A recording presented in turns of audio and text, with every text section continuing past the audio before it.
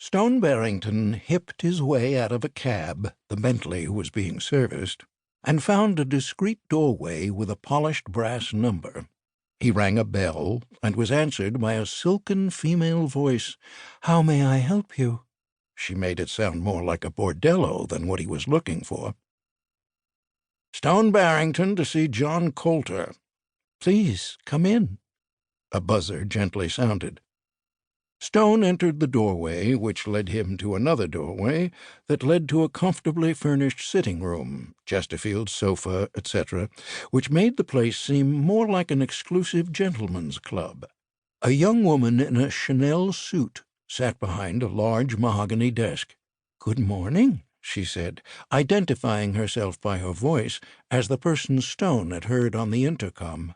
"Mr. Barrington?" "Yes." "Will you follow me?"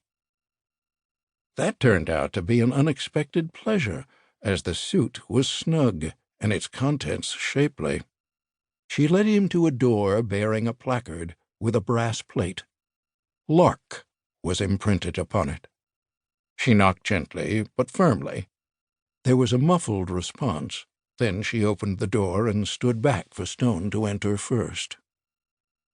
The room was akin to a junior suite in an upscale boutique hotel. Once the door had closed behind him, he found that even the hospital bed was made of mahogany, as was the rack beside it, from which a pair of IV bags were draped. The lighting was pleasant without the usual glare. A cheerful conflagration burned in a gas fireplace, and a silk dressing gown hung from a peg on the wall near the foot of the bed. "Stone?" a man's voice asked. "Is that you? It hurts to open my eyes." The man was unidentifiable because of a large bandage across the bridge of his nose. "It is I, Jack. I hope you feel a good deal better than you look. They just gave me some morphine. It will kick in shortly. Then I'll feel human again." Jack Coulter's voice was the well-modulated, upper-accented baritone Stone had expected. "Ah," Jack breathed. "The morphine kicked in?" "I'm probably going to become addicted before they let me out of here. Would you like a drink?" "What, grain alcohol?" "There's a bar in the cupboard over there." Jack waved a hand. Stone opened the door and found a full wet bar, sink, ice machine, a row of baccarat whiskey glasses, and a dozen choices of libation. He found a bottle of Knob Creek bourbon, filled a glass with ice, then filled that with bourbon. "I'm not offering you one because I don't think you should mix booze and morphine," he said. "I don't need it," Jack said contentedly. "Have a seat." Stone pulled up a well-padded, burnished leather armchair and sank into it. Jack seemed to doze for a moment.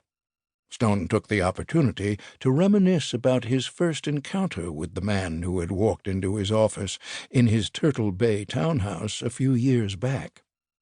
He was maybe 6'4", 250, wearing a dated suit that he could barely button.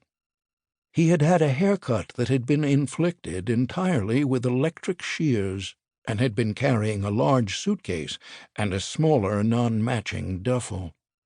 He was frightening until he spoke, in a voice much like the one he used now. He was also a good storyteller. His name was John Fratelli, he said, and he had been a guest at an upstate hostelry called Sing Sing until early that morning.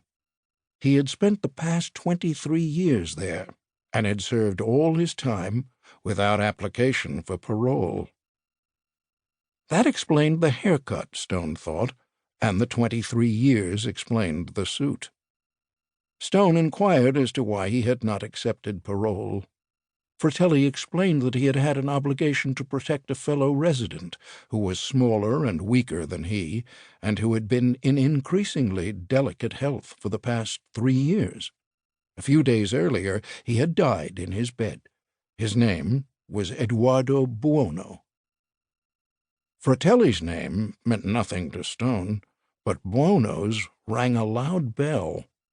He had been the mastermind behind the heist of $15 million from a currency handling operation at John F. Kennedy Airport, after which he had distributed half the take among a half-dozen abettors, then vanished into the mists with the other $7.5 million after instructing them not to spend a penny of the money for a year.